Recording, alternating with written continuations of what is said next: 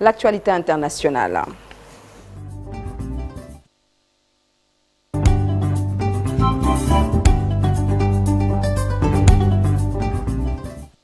Juste préciser que la revue des titres de la presse de ce matin, ce sera l'affaire de Malik Thiandoum.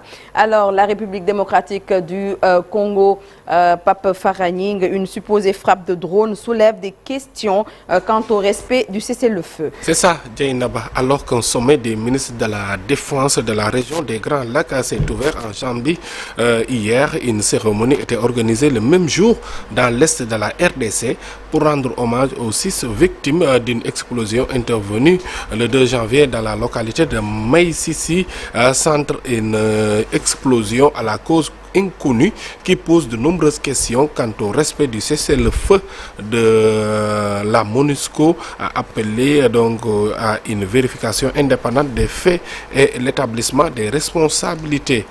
En France, Emmanuel Macron défend un partenariat rééquilibré d'égal à égal de la France en Afrique. Donc c'est une tradition de début d'année. Depuis 1993, le président français Emmanuel Macron recevait donc ce jeudi les ambassadrices et ambassadeurs qui représentent la France à l'étranger afin de fixer les objectifs de l'année et évoquer les grands thèmes donc qui mobiliseront la diplomatie dans les prochains mois. Plusieurs réunions de travail étaient organisées dans la matinée du jeudi à l'Élysée, dont donc l'une portée sur l'Afrique. Dans son discours, le chef de l'État français a estimé que la France a totalement changé de logiciel depuis le discours donc de Ouagadougou prononcé en 2017 et lors duquel Emmanuel Macron avait déclaré il n'y a pas de politique africaine de la France. Désormais, le chef de l'État défend un partenariat rééquilibré. Aux États-Unis, on parle des manifestations à Minneapolis après la mort d'une femme tuée par la police de l'immigration. De nouvelles manifestations sont survenues donc hier à Minneapolis, aux États-Unis, au lendemain de la mort d'une mère de famille tuée par la police de l'immigration. Des heures ont eu lieu entre forces de l'ordre et manifestants et au moins 2 personnes ont été arrêtées selon l'agence France Presse. La Maison Blanche estime que la femme tuée mercredi a tenté de tuer les policiers, une version vigoureusement constatée. Au Venezuela, l'homme de main de Nicolas Maduro qui se dresse sur la route de Donald Trump, tandis que Washington semble prendre les commandes du Venezuela. Des sources indiquent que Diosdado Cabello, le ministre de l'Intérieur, aurait été directement menacé par les autorités américaines.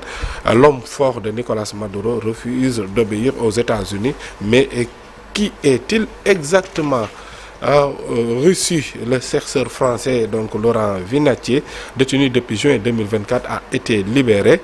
Donc Laurent Vinatier est en échange de la libération du basketteur russe Dani Kasak-Tikin, a rapporté donc l'agence presse française confirmée par les 2 États. Terminons en Iran, la contestation s'amplifie. Internet coupé à l'échelle nationale. Les manifestations se poursuivent et gagnent donc en intensité en Iran. Une ONG NetBlock basée au Royaume-Uni fait état d'un accès Internet coupé à l'échelle nationale, tandis que l'ONG Iran Human Rights basée en Norvège affirme que 45 personnes ont perdu la vie depuis le début du mouvement de protestation.